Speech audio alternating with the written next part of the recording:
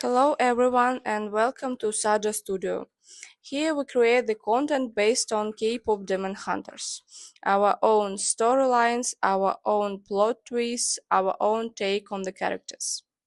And between videos, I show you the behind the scenes, how it all gets edited in CapCut, and how the graphics are made in Photoshop. Today, I will calmly walk you through how my last video was made. We will go through the whole process from start to finish.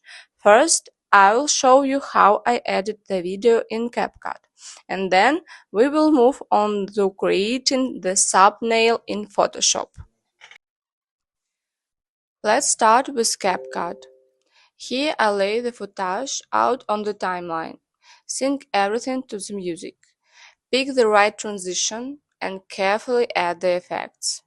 At this stage, it's important not to rush. Every frame should match the rhythm and serve the story. A separate step is the sound design. I pick the background music, layer in the sound effects, sometimes add a voiceover, and balance the volume so everything sounds harmonious. And finally, text, titles, and the finishing touches. Once everything is in place, I watch the whole video through one more time and tweak the small details that make it truly come to life. Once the edit is done, I move to the thumbnail. I open Photoshop, take the right frame, and start working on the image, adjusting the contrast, adding RGB lighting, and building the composition. Step by step, the picture comes to life.